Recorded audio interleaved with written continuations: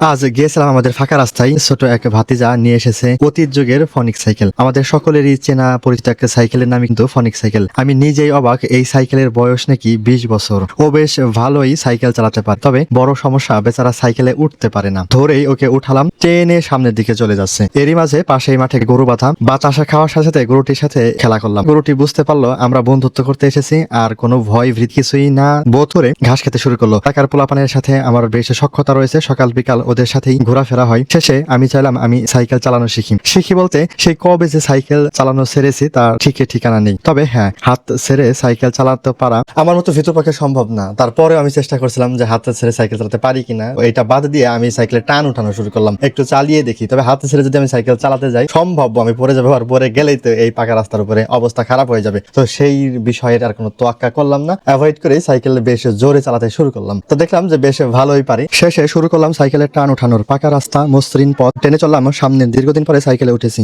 একটু লজ্জা লাগছিল। দিলাম টান। আমি উপরের দিকে দাঁড়ানোর চেষ্টা করছিলাম আর ভাবছিলাম পরে না যাই। তবে অনেকদিন পর সাইকেলে উঠেছি, বেশ ভালোই লাগছে। সাইকেল বা বাইক চালালে যেই বাতাসে পাওয়া যায় বেশ ভালোই লাগে, তবে পরে বোঝা যায়, কারণ পরে শুধু ঘাম ঝরতে থাকে। সাইকেল চালানোর সময় বাচ্চারা দৌড়াচ্ছিল, আমি ভয় করছিলাম ওরা ব্যথা না পায়। অবশেষে হাসানকে পেলাম, হাফ প্যান্ট পরা বলে লজ্জা করতে লাগছিল। শেষে ওদেরকে নিয়ে গেলাম ধান শুকানোর মাঠে। ধানের ডুঙা মূলত যার মধ্যে ধান সেদ্ধ দেওয়া হয়, আবার ধান ভেজানোর বড় চারি মূলত মাটির তৈরি বড় পাত্র। এখানে অনেক খাটুনি বলতে প্রথমত ভিজানো, সেদ্ধ করা, শুকানো, দেন ভাঙানো, তারপরেই তো চাউল পাওয়া। তো যাই হোক, পাশের জমিতে চলে গেলাম। এই জমিতে ধান কেটে এখন ধান বোনা হয়েছে। ধানগুলো একটু বড় হয়ে গেছে। এখান দিয়ে ঘুরলাম, দেখলাম মাটি বেশ শক্ত, যেহেতু ব্লকের মাটি, অর্থাৎ আগের ধানের জমির মাটি। এই মাটিগুলো অনেক শক্ত রয়েছে। এর মধ্যে আবার ধান বোনা। এই ধান আগামী বর্ষার পানি আসতেই কেটে ফেলা হবে, তবে কিছু সময় ধানগুলো পানিতে ডুবে যায়, এটা একটা বড় ভয় থাকে। আমাদের ফাঁকা রাস্তার কয়েকটা বিশেষ গুণ রয়েছে, বিশেষ করে অনেক বাতাস পাওয়া যায়। সূর্য ডোবাও কিন্তু এখান থেকে দেখা যায়। বাচ্চারা বড়রা সকলেই ফাঁকা রাস্তায় আসে ঘুরতে। সকাল বিকাল সবসময় যেন ভিড় থাকে, মানুষের আনাগোনা, মসৃণ পথ, পরিষ্কার পরিচ্ছন্ন জায়গা,